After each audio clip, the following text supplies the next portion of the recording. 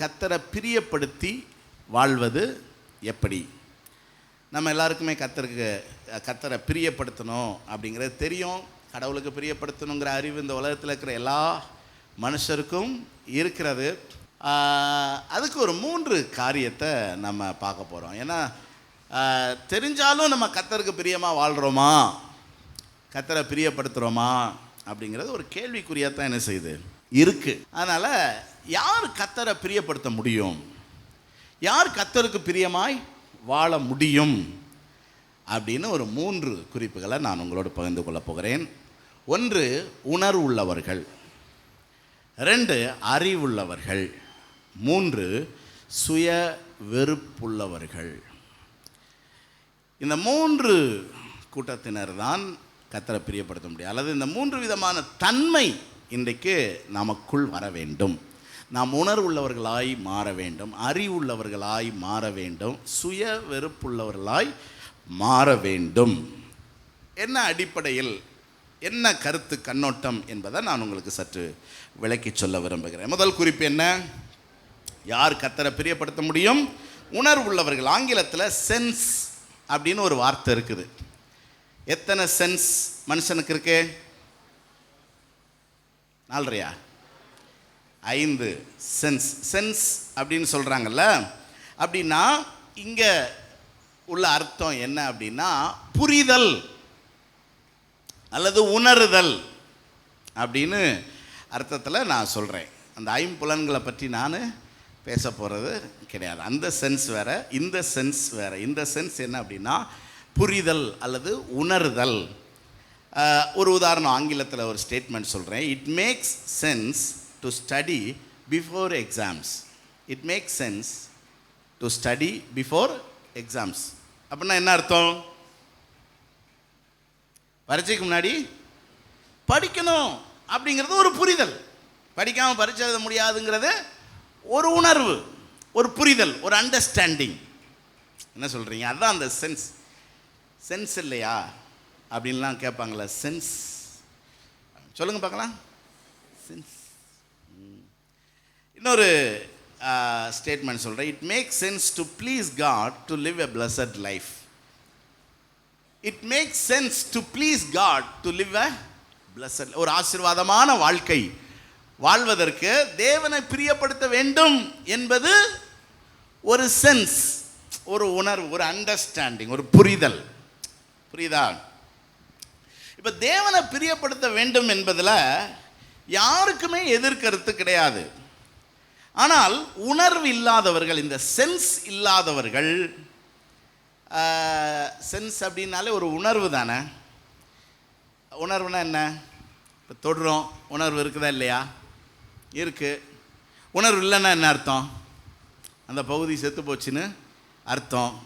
இப்போ உணர்வு இல்லாத அந்த பகுதியில் ஏதோ கடிக்குது, ஏதோ குத்துது, ஏதோ சுற்றுது. அப்போ அது என்ன ஆகும்? என்ன ஆகும்? புரியுதா? நமக்கு உணர்வு இல்லை. அப்போ அது நம்முடைய வாழ்க்கைக்கு பேர் ஆபத்து. அந்த சென்ஸ், அந்த உணர்வு. அப்போ அந்த உணர்வு இல்லாதவங்க, அதாவது அந்த புரிதல், கடவுளை பிரியப்படுத்தி வாழ்ந்தாத்தான் நம்ம ஆசீர்வாதமாக இருக்க முடியுங்கிற அந்த புரிதல், அந்த உணர்வு இல்லாதவங்க தேவனுக்கு பிரியமானதை செய்கிறது இல்லை. என்ன, பிரியப்படுத்தக்கூடாதுங்கிற ஐடியா கிடையாது. ஆனால் தங்களை அறியாமலேயே அவர்கள் தேவனுக்கு பிரியமில்லாததை செய்வார்கள். தங்களை அறியாமலேயே. அதாவது நம்ம தேவனை துக்கப்படுத்துகிறோம் அப்படிங்கிற உணர்வு அவர்களுக்கு இல்லை. பைபிளில் ஒரு உதாரணம் இருக்குது. சவுல் என்ற பவுல். சவுலாக இருக்கும்போது அவன் யூத மார்க்கத்தில் வைராக்கியம் கொண்டு கிறிஸ்தவர்களை துன்பப்படுத்துகிறவனாக இருந்தான். அப்படி தான் அவன் தமஸ்குவுக்கு அங்கே இருக்கிற கிறிஸ்தவர்களை பிடித்து சிறையில் அடைக்கும்படி, அவர்களை சித்திரவதைப்படுத்தும்படி அவன் அதிகாரிகளிடத்தில் அரெஸ்ட் வாரண்ட் வாங்கி கொண்டு குதிரையில் போய்கிட்டு இருக்கான். அவனும் அவனுடைய படை பரிவாரங்களும் போய்கொண்டிருக்கிறது. திடீரென்று சடுதியான ஒளியிலே கர்த்தர் அவனை சந்தித்தார். அவன் தூக்கி எறியப்பட்டான். கண் அவனுக்கு இருட்டாகிவிட்டது. அப்போ அவன் கேட்குறான், நீர் யார் அப்படின்னு கேட்டதுக்கு அங்கே அவனுக்கு ஒரு சத்தம் வருது, முள்ளில் உதைக்கிறது உனக்கு கடினமா? அதாவது நீ என்ன செஞ்சுக்கிட்டு இருக்கன்னு உனக்கு தெரியலை, நீ எதை உதைச்சிக்கிட்டு இருக்க? முள்ளை உதைச்சிக்கிட்டு இருக்க. ஆனால் முள்ளை உதைக்க முடியுமா? முள்ளை கால் பட்டவுடனே என்ன செய்வோம்? நம்ம டக்குன்னு கால் எடுப்போம்ல, உணர்வு இருந்தா. ஆனால் இவன் இந்த முள்ளையே உதைச்சிக்கிட்டு இருக்கான், தேவையில்லாததே செஞ்சுக்கிட்டு இருக்கான். இன்னும் சொல்லப்போனால் தேவனையே துக்கப்படுத்திக்கிட்டு இருக்கிறான். ஆனால் அவனுக்கு தான் தேவனை துக்கப்படுத்துகிறோம் அப்படிங்கிற உணர்வு சொல்ல புரியுதா உங்களுக்கு? இப்போ அது ஒரு வேளை அறியாமல் கூட இருக்கலாம். இப்போ சவுலுக்கு இயேசுவை தெரியுமா? அன்னைக்கு தான் இயேசு அவன் என்ன செய்கிறான் பார்க்குறான். இதே மாதிரி தான் இந்த உலகத்தில் இருக்கிற ஜனங்கள் தேவனை துக்கப்படுத்துகிறாங்க. விக்கிரக ஆராதனை மூலம் தேவனை துக்கப்படுத்துகிறாங்கன்னா அவங்க ஜீவனுள்ள தேவனை அறியலைனாலும் அது யாரை துக்கப்படுத்தும்? தேவனை துக்கப்படுத்தும். புரியுதா? ஆண்டவர் அறியாமையில் உள்ள காலங்களில் தேவன் காணாதவர் போல் இருக்கிறார். அதை ரொம்ப சீரியஸாக எடுத்துக்கலாம். ஆனால் ஸ்டில் அவர் துக்கப்படுகிறவர். தேவன் யார்?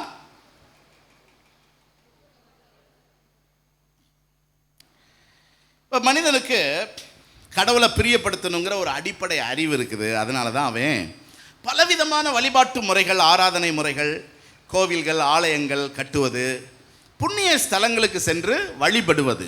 இது கிறிஸ்தவர்களுக்கும் இருக்குது. புனித பயணம் அப்படின்னு எருசலேமுக்கு போய்கிட்டு இருந்தாங்க. இப்போ கொஞ்சம் பிரச்சனை ஆயிடுச்சாங்க, யுத்தம் நடக்குது. இஸ்லாமியர்கள் ஹஜ் யாத்திரை, புனித யாத்திரை என்று அவர்கள் மெக்கா மதினாவுக்கு செல்கிறது வழக்கம். பலவிதமான நற்செயல்கள் என பலவிதமான தானங்கள், கண் தானம், இரத்த தானம், உடல் உறுப்புகள் தானம் செய்கிறது, அன்னதானம், இப்படிலாம் நிறையா. இதெல்லாம் செஞ்சு கடவுளை பிரியப்படுத்தணும்னு மனுஷன் செஞ்சுக்கிட்டு இருக்கும்போதே கடவுளுக்கு பிரியமில்லாதவைகளையும் மனுஷன் என்ன செய்கிறான். எதெல்லாம் செய்கிறான்? பொல்லாத சிந்தனைக்கு இடம் கொடுக்குறான். விபச்சாரம், வேசித்தனம், அசுத்தம், காம விகாரம், விக்கிரக ஆராதனை, பில்லி சுனியம், பகை, விரோதம், வைராக்கியம், கோபம், சண்டை, பிரிவினை, மார்க்கபேதம், பொறாமை, கொலை, வெறி, களியாட்டு, களவு, பொருளாசை, துஷ்டத்தனம், கபடு, வன்கண், பெருமை. இதெல்லாம் பைபிளில் இருக்கிற ஒரு பெரிய பட்டியல் பாருங்க. இதெல்லாம் தேவன் அருவருக்கிற, அதாவது மனிதன் அதை செய்யும் போது தேவன் துக்கம் அடைகிற ஒரு விஷயம். ரலிலியோ சொல்லுங்க பார்க்கலாம். எப்படி ஒரு மனிதன் கடவுளை பிரியப்படுத்தி கொண்டும் துக்கப்படுத்தி கொண்டும் இருக்க முடியும்? புரியுதா உங்களுக்கு? பிரியப்படுத்துறீங்கிறது ஒரு சந்தோஷமான விஷயம்தான். துக்கப்படவும் செய்தால் அதில் ஒருவேளை அது டேலி ஆகுமோ, பேலன்ஸ் ஆகுமோ? எனக்கு அப்படி ஆகிற மாதிரி தெரியலை. என்ன உங்களுக்கும் அது புரியும். எபேசியர் 4:11 இல்லை 19, சாரி, எபேசியர் 4:19 சொல்லுது. ஏன் அவங்க இப்படி செய்கிறாங்க? உணர்வில்லாதவர்களாய் சகலவித அசுத்தங்களையும் எப்படியா ஆவலோடு நடப்பிக்கும்படி. அப்பா, ஒரு பக்கம் ஆவலாய் கடவுளை பிரியப்படுத்துறதுக்கு ஆராதனை, என்னென்னமோ நற்செயல்கள், நற்கிரியைகள், ரைட்டு. ஆனால் இன்னொரு பக்கம் சகலவிதமான அசுத்தங்களையும் ஆவலாய் நடப்பிக்கிறதற்கு என்ன காரணம்னா என்ன இல்லை? சென்ஸ் இல்லை, உணர்வு இல்லை. சவுல் பாருங்களேன். சவுல் தெரியுமில்ல? எந்த சவுல்? நம்ம ஏற்கனவே பார்த்த அந்த பவுல் சவுல் இல்லை, இது சவுல் ராஜா. சவுல் ராஜாவை கர்த்தர் ராஜாவாக்கினார். நல்ல விஷயம். இந்த சவுல் ராஜா கர்த்தரை துக்கப்படுத்தணும்னு நினைப்பாரா? தன்னை ராஜாவா உயர்த்தின கர்த்தரை துக்கப்படுத்தணும்னு நினைப்பாரா? உங்களை ரட்சித்த ஆண்டவரை நீங்கள் துக்கப்படுத்தணும்னு நினைப்பீங்களா? உங்களை வாழ வச்ச ஆண்டவரை துக்கப்படுத்தணும்னு நினைப்பீங்களா? உங்களை பயங்கரமான குழியிலிருந்து உளையான சேற்றிலிருந்து தூக்கி எடுத்த கத்தரை துக்கப்படுத்துன்னு நினைப்பீங்களா? நினைக்க மாட்டோம். சவுலும் நினைக்க மாட்டான். சவுலை பார்த்து ஆண்டவர் சொன்னார், நான் உன்னை கொண்டு அமலேக்கியர்களை அழிக்க போகிறேன். நீ அமலேக்கின் தேசத்துக்கு போ, அவள் எல்லாரையும் கொன்று, எல்லா ஆடு மாடுகள் மிருகஜீவன்கள் எல்லாத்தையும் கொன்று, எல்லா பொருட்கள் வீடுகள் எல்லாத்தையும் சுட்டரிச்சிரு. ஏன்னா அமலேக்கியனுடைய அடையாளத்துக்குன்னு ஒன்று கூட என்ன செய்யக்கூடாது, இந்த உலகத்தில் இருக்கக்கூடாது. உன்னை அதுக்கு தான் நான் ராஜா வாக்குனேன், போ அப்படின்னு சொல்லி அனுப்புனா, இவன் என்ன செஞ்சிருக்கிறான்? போய் பொருளாசையில் ஆடு மாடுகள் விளையாட பெற்றவைகள்லாம் தூக்கிட்டு வந்துட்டான், கொள்ளையடிச்சிட்டு வந்துட்டான். இப்போ சாமுவேல்கிட்ட என்ன சொல்கிறான் அப்படின்னா, நான் எதுக்காக இந்த ஆடு மாடுகள்லாம் கொண்டு வந்தேன் தெரியுமா? தேவனுக்கு ஆராதனை செய்ய, தேவனுக்கு பலி செலுத்த, தேவனுக்கு காணிக்கையா கொடுக்கிறதுக்காக நான் இட்டு வந்தேன் அப்படின்னு சொன்னதுக்கு 1 சாமுவேல் 15:22 சாமுவேல் கர்த்தருடைய சத்தத்துக்கு கீழ்ப்படுகிறதை பார்க்கிலும் சர்வாங்க தகன பலிகளும் சர்வாங்க தகனங்களும் பலிகளும் கர்த்தருக்கு பிரியமாயிருக்குமோ? அப்ப நீ செஞ்சது ஆண்டவருக்கு பிரியமா இல்லப்பா, நீ செஞ்சதுனால தேவன் இப்ப துக்கம் அடைஞ்சிருக்கிறாரு அப்படின்னு சொன்னா, இது சவுலுக்கு புரிஞ்சுதா? புரியல. நம்ம செய்கிறது தேவனை துக்கப்படுத்துதுங்கிற அந்த உணர்வு அவனுக்கு இல்லை. நான் சொல்கிறது புரியுதா? இதை நீங்கள் காமனாகவே பார்க்கலாம். சில குடும்பங்களில் கணவன் மனைவியை துன்பப்படுத்துவார், துக்கப்படுத்துவார். ஆனால் இவங்க எந்த அளவுக்கு துன்பம் அடைகிறாங்க, துக்கம் அடைகிறாங்கங்கிற உணர்வு அவருக்கு என்ன செய்யாது? நான் என்ன பண்ணேன் அப்படின்பாரு. அதே மாதிரி தான் சில மனைவிமார் கணவனை கிளி கிளி என்று கிழிப்பார்கள், பாடாய்படுத்துவார்கள். என்னம்மா இப்படிம்மா அப்படின்னா, நான் என்ன பண்ணேன்? எல்லாம் நம்ம நல்லது தானே சொல்கிறேன் பாருங்க. அதே மாதிரி தான் பிள்ளைகள் பெற்றோரை வேதனைப்படுத்துகிற சம்பவங்கள் நிறையா நடக்கிறது உண்டு. ஆனால் இது அவர்களை துக்கப்படுத்துமே அப்படிங்கிற அந்த உணர்வு அவர்களுக்கு இல்லை. அவங்களுக்கு பிடிச்சிருக்கு, செய்கிறாங்க. இதனால் யாருக்கு என்ன பாதிப்பு, என்ன துக்கம்ங்கிறத அந்த உணர்வு அவர்களுக்கு இருக்கிறதில்ல. இது மாதிரி தான் கர்த்தரிடத்திலும் நம்முடைய உறவு. ஸோ நம்ம கர்த்தருக்கு பிரியமானதை செய்யணுங்கிறது ரைட்டு. ஆனால் அதை விட ரொம்ப நம்ம ஜாக்கிரதையாக இருக்க வேண்டிய விஷயம் என்ன அப்படின்னா, நம்ம தேவனை என்ன செஞ்சிடக்கூடாது? துக்கப்படுத்திற. என்ன எபேசியர் 4:30 சொல்லுது, இந்த ஒரு பழமொழி சொல்லுவாங்கல்ல, உதவி இல்லாட்டினாலும் பரவாயில்ல உபத்து. அது மாதிரி தான். அதாவது நீ எனக்கு பிரியமானதான் செய்கிறடா, ஆனால் அப்பப்போ நீ என்ன பண்ணி விட்டுற, என்னைய துக்கமாக்கி விட்டுற. இதுக்கு நீ ஒன்றுமே செய்யாமல் இருந்தாலே போதும், என்னை துக்கப்படுத்தாமல் இருந்தால் போதுங்கிற மாதிரி தேவனுடைய இருதயம் இன்றைக்கு காலையிலே நமக்கு வெளிப்படுகிறது. புரியுதா? பல சூழ்நிலைகளில் நம்ம தேவனை துக்கப்படுத்துகிறோங்கிற அந்த உணர்வே இல்லையே. எபேசியர் 4:30 பரிசுத்த ஆவியை என்ன செய்யாதீங்க? துக்கப்படுத்தாதீங்க. கடவுளை துக்கப்படுத்தாதீங்க. ஏன்னா இப்போ அவர் கோபப்படுறதுங்கிறது ஒன்று இருக்குதுங்க. கோபப்படுவார், நியாயம் தீர்ப்பார், அது ஒரு விஷயம். ஆனால் துக்கப்படுத்துறதுங்கிறது என்டையர்லி டிஃப்ரெண்ட்டு. புரியுதா? துக்கப்படுத்துறதுங்கிறது ஒரு ரொம்ப ஒரு அநாகரிகமான செயல் அப்படின்னு நான் நினைக்கிறேன். நீங்கள் என்ன நினைக்கிறீங்க? கோபப்பட்டால் தான் 4 கொட்டு கொட்டிட்டு விட்டுருவார். என்ன சரியா போச்சு, நான் பண்ண சேட்டைக்கு அப்பா அடிச்சிட்டாரு, முடிஞ்சு அப்படின்னா அதில் பிரச்சனை கிடையாது. ஆனால் அடிக்கவும் மாட்டேங்கிறாரு, சிரிக்கவும் மாட்டேங்கிறாரு, பேசவும் மாட்டேங்கிறாரு, முகத்தை காட்டவும் மாட்டேங்கிறாரு. அப்போ என்ன அர்த்தம்? துக்கமாக இருக்கிறாரு. என்ன குறித்தவர் இந்த உணர்வு. அதனால தான் சங்கீதக்காரனாகிய தாவீது தேவனால் ஆசீர்வதிக்கப்படுறதுக்கு இது ஒரு முக்கியமான கேரக்டர். என்ன தெரியுமில? தெரியாமல் கூட நான் கர்த்தரை என்ன செஞ்சிடக்கூடாது? துக்கப்படுத்திடக்கூடாது. இத்தனைக்கும் தாவீது தேவனுக்காக என்னென்னமோ செஞ்சவன். ஆனால் அது நடுவில் எந்த விதத்திலும் நான் தேவனுக்கு துக்கப்படுத்திடக்கூடாது அப்படிங்கிற விஷயம். அதனால் சங்கீதம் 19:12 அவர் சொல்கிறாரு பாருங்க, தன் பிழைகளை உணர்கிறவன். பார்த்தீங்களா, அந்த உணர்வு. ஏன்னா நான் ஒரு மிஸ்டேக் பண்ணுறேன், அது தேவனை என்ன செய்யும்? துக்கப்படுத்தும். ஐயோ நான் தேவனை துக்கப்படுத்திட்டேனே, ஐ மேட் அ மிஸ்டேக் அப்படிங்கிற அந்த கன்விக்ஷன் அது வரணும். நான் என்ன செஞ்சேன், அது என்ன தப்பா அப்படின்னா என்ன சொல்ல? அப்போ இங்கே வசனம் சொல்லுது, தன் பிழைகளை, தன்னுடைய மிஸ்டேக், மேடு மிஸ்டேக்.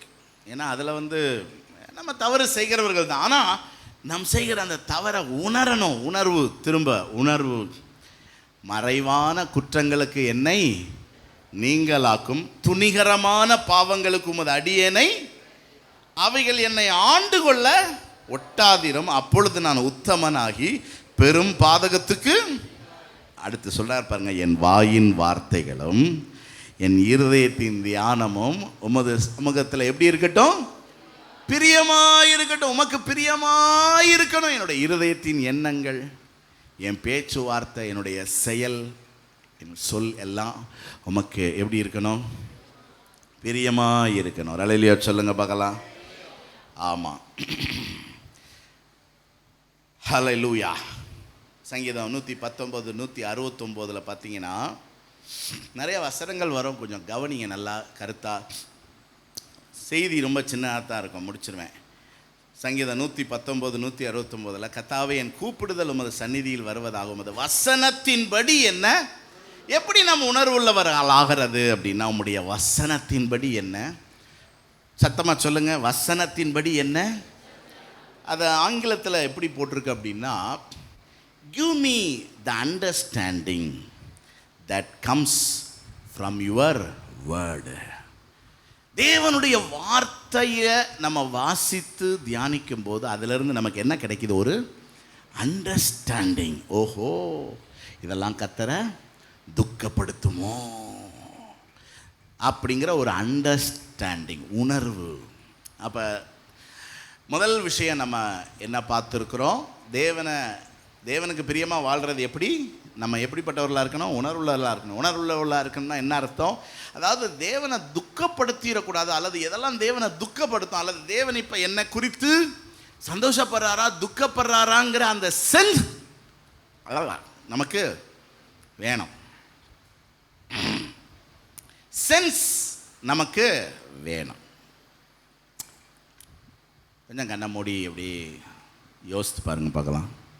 இந்த கண்ண மூடி, என்னை பற்றி ஆண்டவர் சந்தோஷப்படுறாரா துக்கப்படுறாரான்னு நீங்களா மனசுக்குள்ளே கேட்டு பாருங்கள். உங்கள் பேரை சொல்லி, செல்வின், உன்னை பற்றி ஆண்டவர் சந்தோஷப்படுறாரா துக்கப்படுறாரா? உன் வார்த்தை, உன் இருதயத்தின் தியானம், நீ செய்கிற வேலைகள், ஒருவேளை தவறான காரியங்கள் நீ செய்கிற அப்படின்னா அது தேவனை துக்கப்படுத்துமே. நீ செஞ்ச அந்த தவறான காரியங்களை குறித்து தேவன் சந்தோஷப்படுறாரா துக்கப்படுறாரா? நீ மனுஷர்களோட நடந்து கொண்ட விஷயம், நீ குடும்பத்தை நடத்துகிற காரியம், பிள்ளைகளை நடத்துறது, நீ செய்கிறது ஆண்டவரை துக்கப்படுத்துதா சந்தோஷப்படுத்துதா?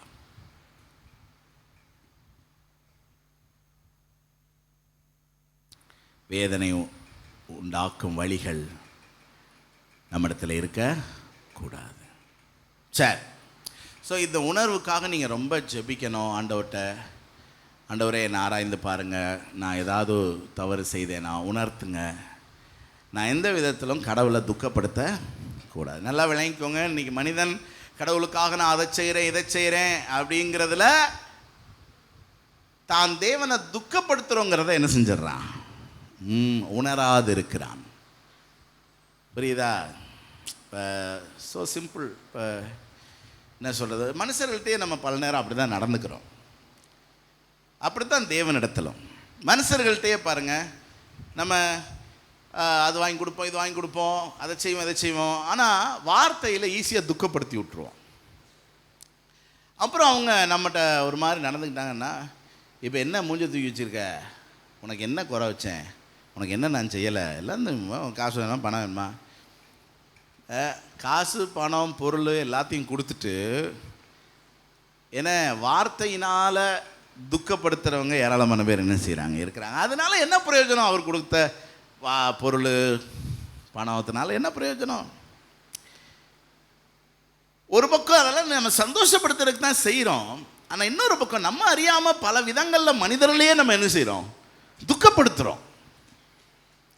பெற்றோரை துக்கப்படுத்துகிறோம், பாஸ்டரை துக்கப்படுத்துகிறோம், கணவர் மனைவிக்குள்ள அந்த மாதிரியான துக்க காரியங்கள் நடக்கிறது. அக்கம் பக்கத்தினர் என்ன ஆசிரியர்கள் முதலாளி இப்படிலாம் இந்த சமூகத்தில், அதான் நல்லா ஒன்று விளங்கிக்கோங்க, நம்ம தேவனத்தில் எப்படி நடந்து கொள்கிறோமோ அப்படி தான் நம்ம மனிதர்கள்ட்டையும் என்ன செய்வோம், நடந்து கொள்வோம்.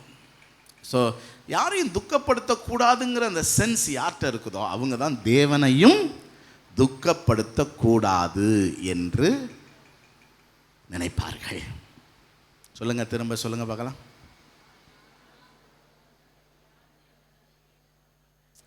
என்னை பார்த்து முறைக்க சொல்லவில்லை, வாயை திறந்து உரைக்க சொன்னேன். என்ன என்ன என்ன சொல்ல சொன்னேன்? யாரையும் துக்கப்படுத்தக்கூடாதுன்னு நினைக்கிறவங்க தான் கடவுளை துக்கப்படுத்தக்கூடாதுன்னு என்ன செய்வாங்க, நினைப்பாங்க. நான் சொல்ல புரிஞ்சா உங்களுக்கு? ஒரு நல்ல தீர்மானம் எடுங்களேன். நான் யாரையும் என்ன செய்ய மாட்டேன், துக்கப்படுத்த மாட்டேன். வார்த்தையினால் செயல்களினால் யாரையும் துக்கப்படுத்த மாட்டேன். துக்கம் அடைகிறாங்கங்கிற ஒரு உணர்வு நமக்கு வேணும். சரியா? ரெண்டாவது அறிவு. அறிவுள்ளவர்களாக இருக்கணும். எது கர்த்தருக்கு பிரியம், எது கர்த்தருக்கு பிரியம் இல்லைங்கிற அறிவு நமக்கு வேணும். இப்போ ரோட்டில் போகிறோம், இடது பக்கம் போகணும்னு எப்படி நமக்கு தெரியும்? நாம் போதிக்கப்பட்டோம் சின்ன வயசுலேருந்து, இப்படி போ, அந்த சைடு போகாத, இந்த சைடு போ, இடது பக்கம் போன்னு போதிக்கப்பட்டோம். சாப்பிடும்போது பச்சை மிளகாயை எடுத்து ஓரம் வைக்க வேண்டும் என்று எப்படி நமக்கு தெரியும்? அனுபவிச்சோம், கடிச்சோம், உரைச்சோம். அதனால இப்போ எடுத்து என்ன செய்கிறோம், ஓரமாக வைக்கிறோம். எப்படி சைக்கிள் ஓட்ட தெரியும்? கற்றுக்கொண்டோம். எப்படி கீபோர்டு வாசிக்க தெரியும்? எப்படி தையல் தெரியும்? என்ன செஞ்சோம்? கற்றுக்கொண்டோம், அறிவுள்ளவர்களானோம். அதுபோலத்தான் கர்த்தருக்கு பிரியமானது எது, பிரியமில்லாது எது என்பதை நம்ம என்ன செய்யணும்? கற்றுக்கொள்ளணும். கற்றுக்கொள்ளணும். நல்லா புரிஞ்சுக்கோங்க. நாம ஒரு முடிவுக்கு என்ன செய்யக்கூடாது, இது கர்த்தருக்கு பிரியம் அப்படின்னு நாம ஒரு முடிவுக்கு என்ன செய்யக்கூடாது, வரக்கூடாது. மற்றவர்களை பார்த்து அதுதான் என்று நினைக்கக்கூடாது. மற்ற மதங்களையோ மனிதர்களையோ நாம் பின்பற்ற கூடாது. சங்கீதம் 143:10 ரொம்ப அருமையான வார்த்தை. சங்கீதக்காரன் சொல்லுகிறார், உமக்கு பிரியமானதை செய்ய எனக்கு போதித்தருளும். ஆண்டவரே, உமக்கு என்ன இஷ்டம், உங்களுக்கு என்ன பிரியம்னு நீங்க என்ன செய்யுங்க, எனக்கு போதிங்க ஆண்டவரே, போதிங்க ஆண்டவரே. அப்ப அவருக்கு என்ன இஷ்டம்னு யார் சொல்லணும்? அதனால தான் சொன்னேன், நாம ஒரு முடிவுக்கு வரக்கூடாது. புரியுதா?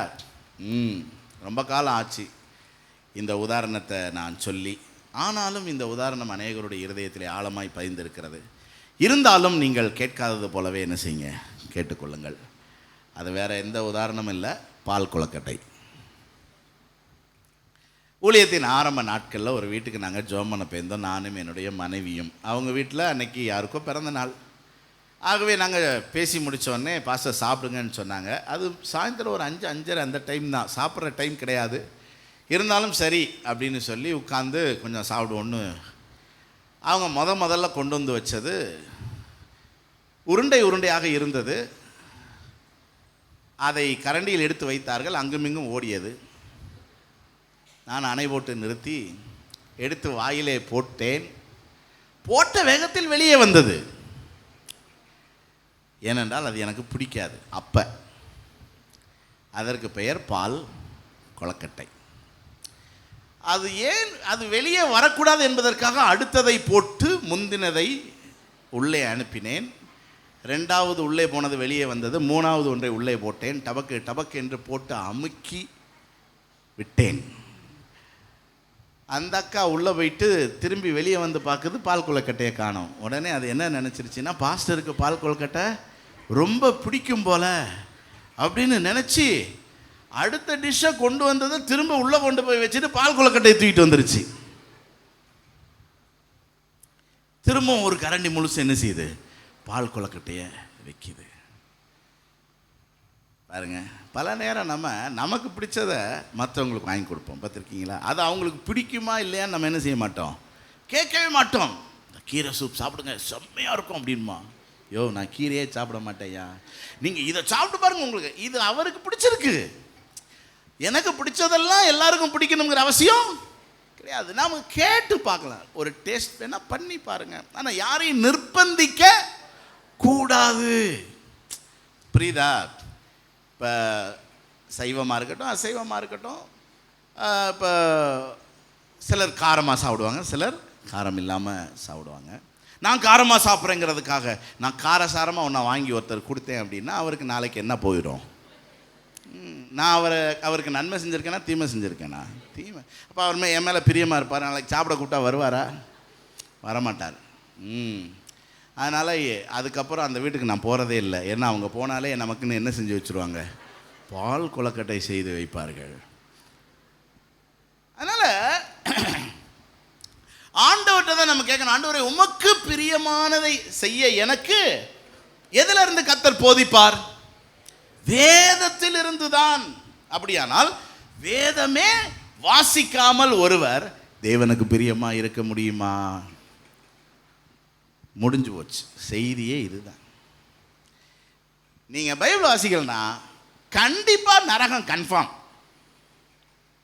புரியுதா? ஏன்னா உங்களால தேவனுக்கு எது அவருக்கு பிரியம் இல்லைங்கிற அறிவை பெற்றுக்கொள்ள முடியாது. பிரமாணங்களை கற்றுக்கொள்ளலைன்னா என்ன நடக்கும்னு ஒரு உதாரணத்தை பைபிள்லேருந்து நான் சொல்கிறேன். என்ன, லேவியராகமம் 10வது அதிகாரம் 1வது வசனம் பாருங்களேன். ஆதியாகமம் யாத்திராமம் லேவியராகமம் 10வது அதிகாரம் 1வது வசனம் என்ன சொல்லுது? நாதாபும் அபியுவும் தூப கலசத்தை எடுத்து அக்கினிய தூப வர்க்கத்தில் போட்டு கர்த்தர் தங்களுக்கு கட்டளையிடாத அந்நிய அக்கினியை என்ன கொண்டு வந்தாங்க? கர்த்தர் கட்டளையிடாத அந்நிய அக்கினி. உடனே கர்த்தருடைய சந்நிதியிலிருந்து அக்கினி புறப்பட்டு அவர்களை பட்சித்தது. கர்த்தருடைய சந்நிதியிலே அவர்கள் செத்தார்கள். பாருங்க, தேவனுக்கு தூபம் காட்டுறது ஆராதிக்கிறதுங்கிறது நல்லதா கெட்டதா?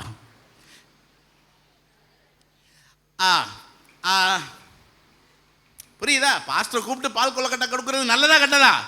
நல்லது.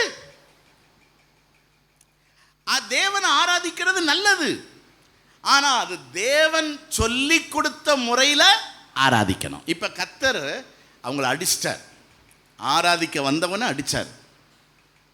அப்படின்னா என்ன அர்த்தம்?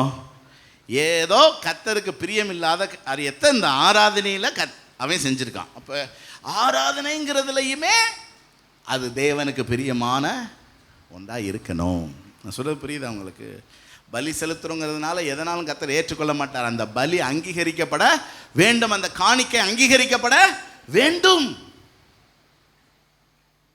அது அவருக்கு பிரியமானதான் நம்ம யோசிக்கணும். அல்லது நம்ம வந்து ஆராதிச்சுட்டு போனதே அவருக்கு துக்கமாயிர கூடாது. இப்போ பாருங்க, அந்த அந்நிய அக்கினினா என்ன தெரியுமா? அந்த லேவியராகமம் 16:12 பாருங்களேன். லேவியராகமம் 16:12 அந்த தூப கலசம்னா என்னன்னு தெரியுதா உங்களுக்கு?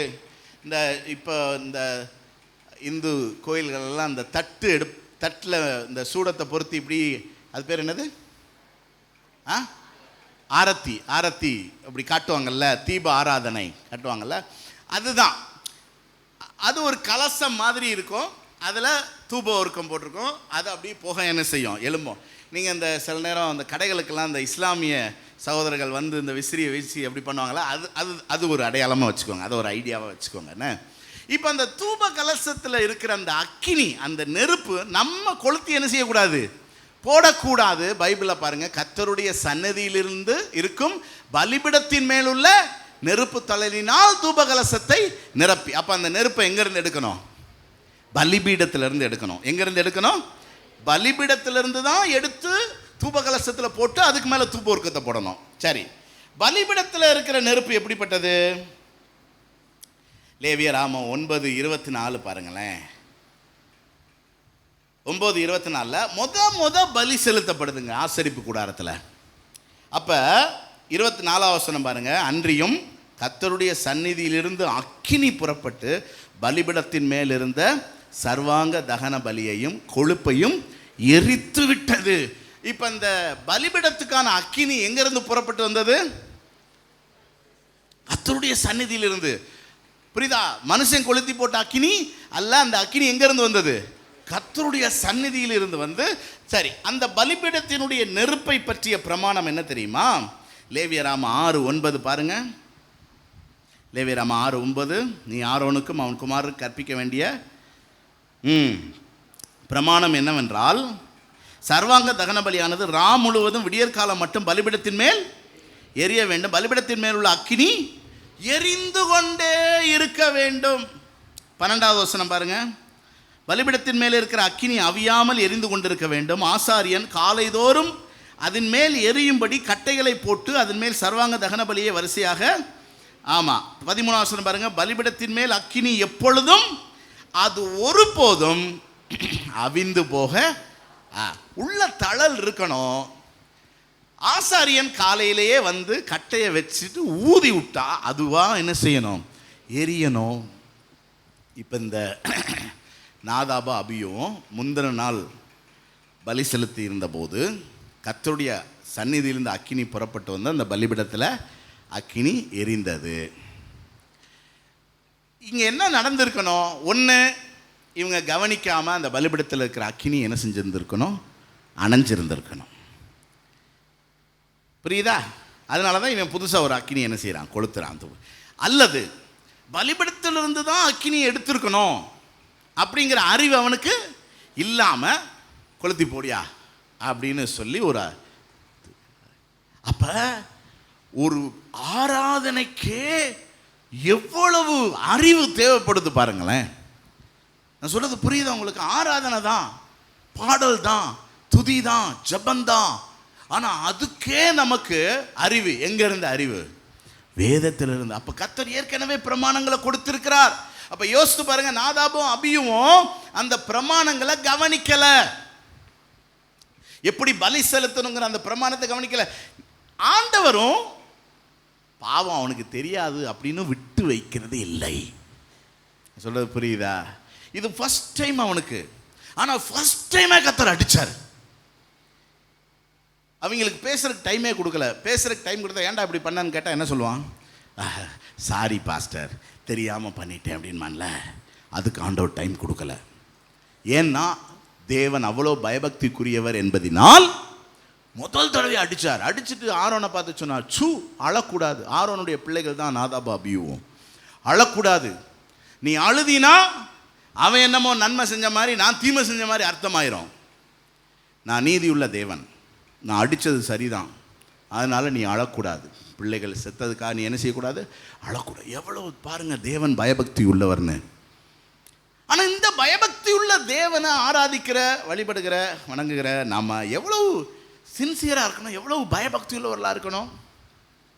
ஆனால் நம்ம எவ்வளவு அசால்ட்டாக இருக்கோம், எவ்வளவு ஜாலியாக இருக்கோம், எவ்வளவு அசட்டையாக இருக்கும், நிர்விசாரமாக இருக்கும்னு கொஞ்சம் யோசித்து பாருங்க. ஏன் தெரியுமா? வேதம் தெரியல, பைபிள் தெரியல, தேவன் யார் எப்படிப்பட்டவர்னு தெரியல, தேவன் எவ்வளவு பயபக்திக்குரியவன் தெரியல, எவ்வளவு தேவன் பட்சிக்கிற அக்கினின்னு தெரியல. ஏன்னா பைபிள் வாசிக்கிறது இல்லை. தேவ பிள்ளைகளே, எத்தனை பேருக்கு பைபிள் தெரியும்? ஹலோ, வேதாகம புத்தகங்கள் ஆதியாம், யாத்திராம், லேவியராமம், என்னாமம் கேட்டால் எத்தனை பேருக்கு தெரியும்? பைபிள் படிங்க, பைபிள் சின்சியராக படிங்க, கருத்தாக படிங்க. ஆதியாமம் 1ஆம் அதிகாரத்தை வாசிக்கும்போது நமக்கு என்ன தெரியுது? இந்த வானத்தையும் பூமி யார் தான் உண்டாக்கியிருக்கிறா? கர்த்தர். அப்போ வானத்தையும் பூமியும் உண்டாக்கின கர்த்தர் எவ்வளோ பெரியவர் அப்படிங்கிற அறிவு நமக்கு வருது. 3ஆம் அதிகாரத்தில் நமக்கு என்ன தெரியுது? கர்த்தருடைய வார்த்தைக்கு புறம்பா நம்ம நடக்க கூடாது. அப்படி யாராவது ஏமாத்தினாலும் அடி யாருக்கு தான்? நமக்கு தான். காயினுடைய வாழ்க்கையிலேருந்து நம்ம என்ன அறிகிறோம்? சகோதரனை பகைக்கிறது கொலைக்கு சமம். ஆமாம், சகோதரன் மேலே நமக்கு பகை இருந்தால் நம்ம ஆராதனையை கர்த்தர் என்ன செய்ய மாட்டார்? நீங்கள் மனுஷர்கிட்ட அன்பு கூறலைன்னா தேவனிடத்தில் அன்பு கூற முடியாது. மனுஷரை மதிக்கலைன்னா தேவனை நீங்கள் மதிக்க முடியாது. மனுஷருக்கு பிரியமாக நடக்கலைன்னா தேவனுக்கு பிரியமாக நடக்க முடியாது. நீங்கள் மனுஷரை துக்கப்படுத்துவீங்கன்னா கண்டிப்பாக தேவனை என்ன செய்வீங்க? துக்கப்படுத்துவீங்க. மனுஷர் வேற, தேவன் வேற கிடையாது. இதெல்லாம் நம்ம அதிலிருந்து அறிகிறோம். 6வது வசனத்தில் ஏன் கர்த்தர் 6வது அதிகாரத்தில் ஏன் கர்த்தர் விசனப்பட்டார்? தேவகுமாரர் மனுஷகுமாரத்திகளை அதிக சௌந்தரியம் உள்ளவர்கள், அழகுள்ளவர்கள் என்று கண்டு அழகுக்காக கல்யாணம் பண்ணா. யார? அந்நிய ஜாதி, ரட்சிக்கப்படாதவர்களை அழகு. ஆமாம், இப்போ இந்த புதுசாக ஒரு வார்த்தையை சொல்கிறாங்க, க்ரஷ் அப்படிங்கிறாங்க. If you have crush you will be crushed. உனக்கு ஒரு க்ரஷ் இருந்துச்சுன்னா செத்த. பேரே க்ரஷ்ன்னு வச்சுருக்கான். அதுலேருந்தே அறிவு வேண்டாமா? எவனோ அனுபவிச்சு தான் அந்த பேரை என்ன செஞ்சுருக்கான், வச்சுருக்கான். க்ரஷ்னா என்னவா? இந்த வாலிப நாட்களில் ஏதோ ஒரு பையன் ஒரு பிள்ளையை பார்த்து விரும்புகிறது, அது க்ரஷ். ஏன்னா இவன் சொல்கிறது கிடையாது, அப்படி விரும்பிக்கிட்டே இருக்கிறது. ஒரு தலை காதலுக்கு பேர் தான் என்னது? க்ரஷ்ஷு. அதே மாதிரி தான் ஒரு பிள்ளை ஒரு பையனை பார்த்து விரும்பிக்கிட்டே இருக்கிறதுக்கு பேர் க்ரஷ்ஷான். செத்த. எவனோ ஒருத்தன் உண்மையாகவே அனுபவிச்சு தான் அந்த பேரை வச்சுருக்கான். ஏதோ ஒரு பிள்ளையை விரும்பியிருக்கான், அவள் படுத்தின பாடல இது என்ன க்ரஷ்ஷு, அது இது இவங்களுக்கு புரியாமல் இவங்க எல்லாம் ஃபேன்சியாக க்ரஷ் அப்படிங்கிறான். You will be crushed. புரியுதா? ஆண்டவர் விசனப்பட்டார். ஆண்டவர் விசனப்படுகிற தேவன். உனக்கு இது தேவையில்லாத வேலை. உலகத்தை தானே நம்ம பார்க்குறோம். we are influenced by the worldly things. நம்மளை சுற்றி இருக்கிறவெல்லாம் என்ன செய்கிறோம்? உனக்கு அறிவில்லை, பைபிள் வாசிக்கலாம், அதனால் அறிவில்லை. ஸோ 2வது குறிப்பு அறிவில்லைங்கிறது தான். அதனால் நான் சொன்னது தப்பாக நினச்சிக்கிறாதீங்க. வேதம் வாசித்தா தான் அறிவு இருக்கும். புரியுதா உங்களுக்கு? வேதம் வாசித்தா தான் உணர்வு இருக்கும். பாயிண்ட்டுக்கு அப்படி தானே பார்த்தோம். அப்படி வார்த்தையின்படி என்ன உணர்வு உள்ளவனாக்கும். வேதம் வாசித்தா தான் அறிவு இருக்கும், வேதம் வாசித்தா தான் உணர்வும் இருக்கும். ஆகவே வேதத்தில் வாசிங்க, வேதத்தை நல்லா வாசிங்க, பிரியமானதை செய்யுங்க. 3வது கடைசியாக சுய வெறுப்பு. ரொம்ப முக்கியமான ஒரு விஷயம். பாருங்கள், உணர்வு அறிவெல்லாம் இருந்தாலும் சுய வெறுப்பு உள்ளவர்கள் தான் தேவனுக்கு பிரியமாக என்ன செய்ய முடியும்? வாழ முடியும். இப்போ பாருங்கள், இயேசு தனக்கு ஒருத்தன் சீடனாக இருக்க விரும்பினா என்ன க்ரைட்டீரியா கொடுக்குறாருன்னு பாருங்கள். மார்க் 8:34 அவர் ஜனங்களை சீசர் தம்மிடத்தில் வரவழைத்து, ஒருவன் என் பின்னே வர விரும்பினால் அவன் தன்னைத்தான் வெறுத்து சிலுவை எடுத்துக்கொண்டு என்ன இயேசுவை பின்பற்றவங்களாம் ஒரு அலையிலையா சொல்லுங்க பார்க்கலாம். அதாவதுங்க, இயேசுவை கடவுளாக வச்சுருக்கிறவங்க ஒரு கூட்டம் இருக்கிறாங்க, அது வேற. ஏன் மனிதன் கடவுள் தேடி போகிறான்? கடவுளுடைய ஆசீர்வாதத்துக்காக. அப்படி ஏன் மனுஷன் ஏசுநாரை தேடி வரான்? ஏசுனாவுடைய ஆசீர்வாதத்துக்காக. அந்த கூட்டம் வேற. கர்மேல் கூட்டம் வேற. கர்மேல் யாருன்னா இயேசுவை பின்பற்றுகிற கூட்டம். இயேசுவை பின்பற்றுகிறதற்கு இயேசு சொன்ன விஷயம் என்னன்னா, தன்னைத்தான் வெறுத்து. இப்போ சுய வெறுப்பு இல்லாமல் இயேசுநாதரை பின்பற்றவே முடியாதுங்க. அப்போ தேவனை பிரியப்படுத்துகிற உன்னதமான காரியம் எது? நமக்கு நிறைய பைபிள் தெரியும்ல, சொல்லுங்க பார்க்கலாம். எது இயேசுவை ரொம்ப பிரியப்படுத்தும்?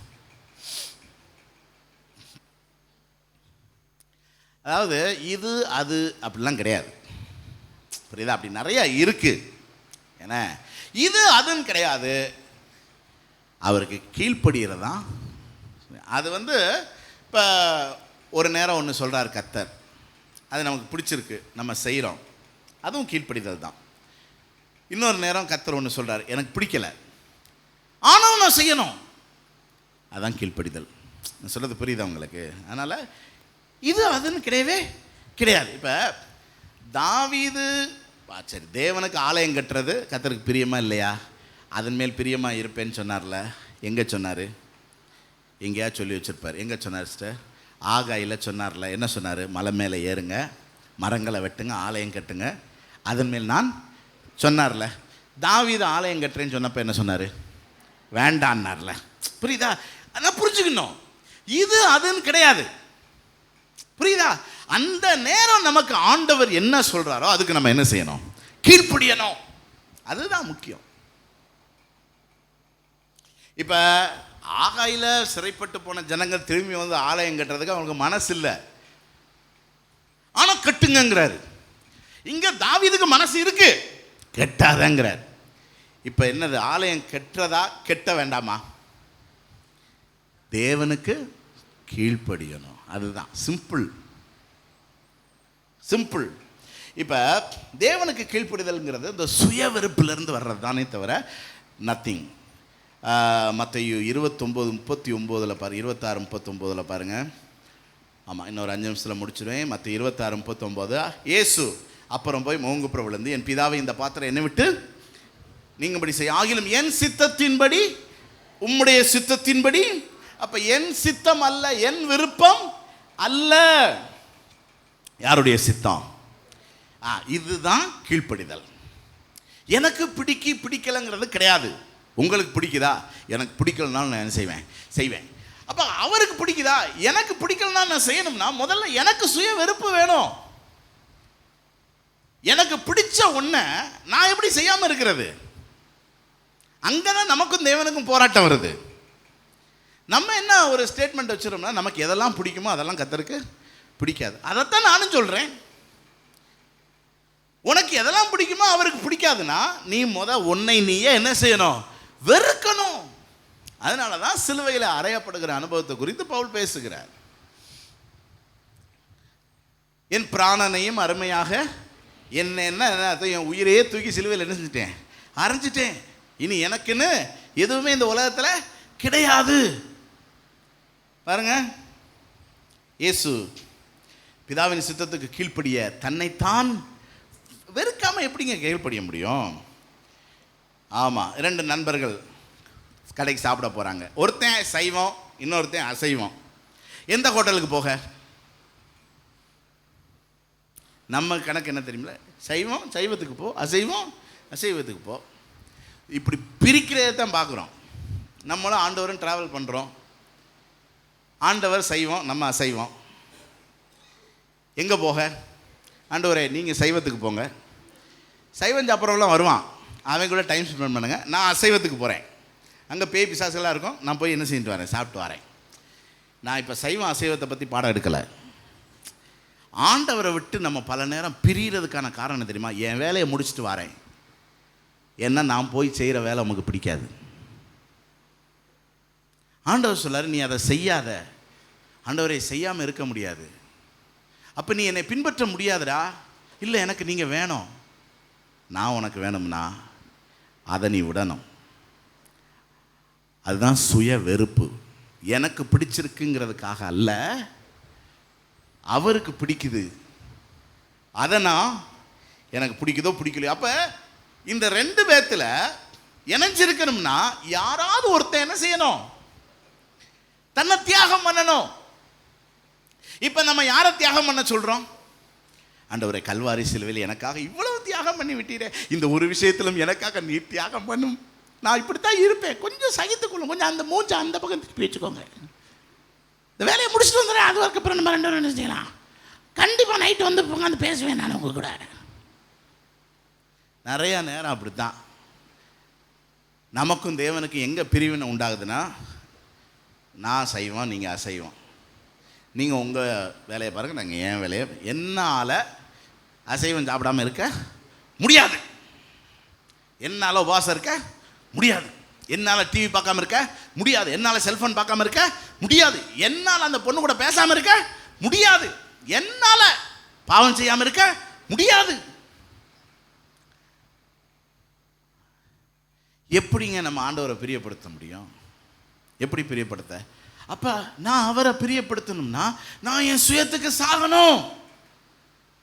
என் ஆசை இச்சைகளை சிலுவையில் என்ன செய்யணும்? அறையணும். இன்னைக்கு கிறிஸ்தவர்கள் தங்களுடைய விருப்பத்துக்காக தேவனை தேடுறாங்க. நல்லா நீங்கள் புரிஞ்சுக்கோங்க தயவுசெய்து. பரலோகம் போகிற கூட்டம் நான் நினைக்கிறேன், நீங்கள் நானெல்லாம் பரலோகம் போகிற கூட்டம். கவனிங்க, இன்றைக்கி உலகத்தில் இருக்கிற கிறிஸ்தவங்களை பார்த்து என்ன செஞ்சிடாதீங்க, இடறிடாதீங்க. கிறிஸ்தவர்கள் தங்களுடைய லாபத்துக்காக தேவனை தேடுகிறார்கள். இந்த உலகத்தில் இருக்கிற எல்லா மதத்தினரும் அப்படித்தான். ஆனால் நம்முடைய லாபம் அல்ல. இந்த உலகத்தில் நான் வாழ்கிறது யாருக்காக? இயேசுக்காக, தேவ ராஜ்யத்துக்காக, தேவ ராஜ்யத்தின் லாபத்துக்காக. ஏன்னா நான் எப்போ வேணாலும் இந்த உலகத்தை விட்டு நான் போகலாம் எப்போனாலும். இப்போ அவருடைய முகத்தை தரிசிக்கணும். அவரை பிரியப்படுத்தி இருந்தால் தானே அவருடைய முகத்தை நான் தரிசித்துக்க முடியும். இந்த உலகத்தில் நான் அவரை துக்கப்படுத்தி வாழ்ந்தா எப்படிங்க நான் அவருடைய முகத்தை பார்க்க முடியும்? யோசித்து பாருங்க. ஒரு சில உதாரணம் சொல்கிறேன் பாருங்களேன். அங்கே தான் இந்த மக்களுக்கு இடரல் உண்டாகுது ஆண்டவரை பின்பற்றுறதில். வேலையில் ஆசீர்வாதத்தை தேடிக்கொண்டிருக்கும் கிறிஸ்தவர்கள், ஆனால் அவங்க வைத்திருக்கிற பைபிளில் என்ன சொல்கிறாரு ஆண்டவர்? உன் வேலையை விட்டுட்டு என் பின்னாடி வா, நான் உன்னை மனுஷரை பிடிக்கிறவர்களாக்குவேன். இன்றைக்கி முழு நேர ஊழியத்துக்கு எத்தனை பேர் வராங்க?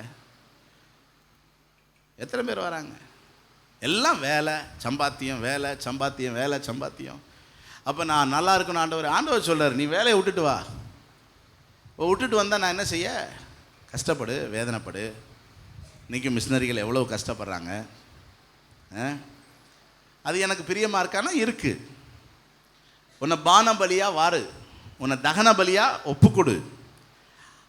எனக்குன்னு உன்னை குறித்த ஒரு திட்டம் இருக்குது, நான் செய்கிறேன். ஐஸ்வர்யத்தை கேட்கிற கிறிஸ்தவர்கள் வைத்திருக்கும் வேதத்தில் இயேசு என்ன சொல்றாரு? உன் ஐஸ்வர்யத்தை விற்று தரித்திரருக்கு கொடுத்து விட்டு என்ன பின்பற்றி வா. சத்துருக்களுடைய தலையை கேட்கிற கிறிஸ்தவர்களுக்கு ஆண்டவர் என்ன சொல்றாரு? சத்துருவை சிநேகிப்பாயாக. சுகத்தை கேட்கிற கிறிஸ்தவர்களுக்கு ஆண்டவர் என்ன சொல்றாரு? என் கிருபை உனக்கு போதும், உன் பலவீனத்தில் என் பலன். இரு, நீ இதோடய இரு, என் கூட இரு, நான் உன்னை என்ன செய்கிறேன்? நடத்தினேன். தன் ஜீவனை ரட்சிக்க விரும்பும் கிறிஸ்தவர்களுக்கு வேதம் என்ன சொல்லுகிறது? எனக்காக உன் ஜீவனை இழக்க கொடு. எல்லாருக்கும் பிரியமாக இருக்கணும் அப்படின்னு நினைக்கிற கிறிஸ்தவர்களுக்கு வேதம் என்ன சொல்லுது? நீங்கள் எல்லாராலும் பகைக்கப்படுவீர்கள். எல்லாம் சமாதானமாக இருக்க வேண்டும் என்று நினைக்கிற கிறிஸ்தவர்களுக்கு வேதம் என்ன சொல்லுகிறது?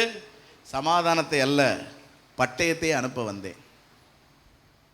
எல்லாம் நல்லா இருக்கணும், ப்ளசண்ட்டாக இருக்கணும் அப்படின்னு நினைக்கிற கிறிஸ்தவர்களுக்கு வேதம் என்ன சொல்லுது? உங்களுக்கு உபத்திரவம் உண்டு.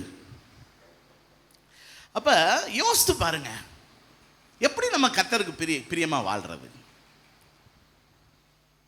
ஆண்டவர் நமக்கு ஒன்றும் சண்டைக்காரர் கிடையாது. ஆண்டவர் நமக்கு தீமை செய்ய மாட்டார்னு எத்தனை பேர் விசுவாசிக்கிறீங்க? ஆனால் ஆண்டவர் சொல்கிறார், உன் நினைவுகள் என் நினைவுகள் அல்ல. நம்ம நினைவுகள் எல்லாமே பூமிக்கு அடுத்ததாக இருக்குது. தேவனுடைய நினைவுகள் ரொம்ப உன்னதமானவையாக இருக்குது.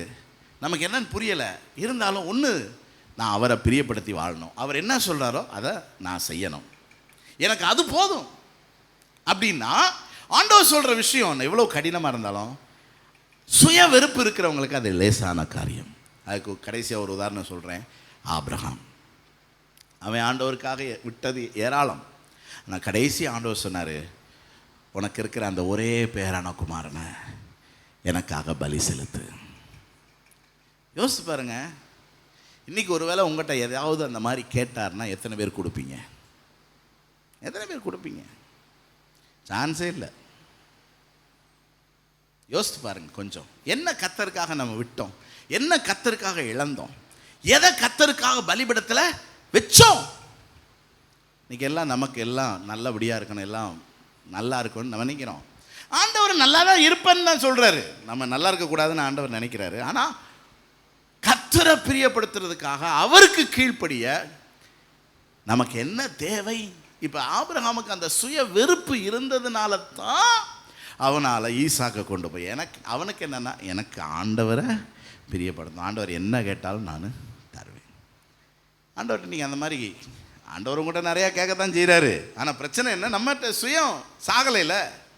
எனக்கு இது பிடிக்கும், எனக்கு வேணும், நான் இப்படித்தான் இருப்பேன், ஆமாம் அப்படின்னு இந்த நிறையா விஷயங்கள் ஆண்டவருக்கு பிரியமில்லாத நம்மகிட்ட என்ன செய்யுது இருக்குது. அதை விட நமக்கு என்ன இல்லை, மனசில். ஏன்னா சுயம் அதை பிடிச்சிருக்குது. காலையில் சுய வெறுப்புக்கு உங்களை ஒப்பு கொடுக்குறீங்களா? ஆண்டவரே, நான் அல்ல, நீங்கள் தான். ஏன் விருப்பம் அல்ல, உங்கள் விருப்பம். நீங்கள் என்ன சொல்கிறீங்களோ நான் செய்கிறேன். நீங்கள் சொல்கிற காரியம் எதுவுமே எனக்கு துக்கமாய் ஆமாம். இந்த தன் மகனை குறித்து சொல்லப்பட்ட காரியம் அவனுக்கு துக்கமாக இருந்ததுன்னு ஒரு வசனம் இருக்குல்ல, ஆபிரகாமுக்கு தான். இஸ்மவேல்னு நினைக்கிறேன் என்ன? ஆமாம், இஸ்மவேலையும் ஆகாரையும் அனுப்பிவிடுன்னு சொன்ன காரியத்தை நிமித்தம் ஆபிரகாம் என்ன செய்கிறான்? துக்கம் அடைகிறான். ஸோ அன்னைக்கு அவன்கிட்ட இருந்த ஒரு ஸ்பிரிச்சுவல் மெச்சூரிட்டி வேற. ஆனால் ஈசாக்கு குறித்து சொல்லப்பட்ட காரியம் ஆபிரகாம் துக்கமாக இருந்துச்சா? இல்லை. இப்போ அவனுக்கு இருக்கிற ஒரு ஸ்பிரிச்சுவல் மெச்சூரிட்டி வேற. புரியுதா? அதனால் ஒப்பு கொடுப்போம், கர்த்தருக்கு பிரியமானதை செய்வோம்.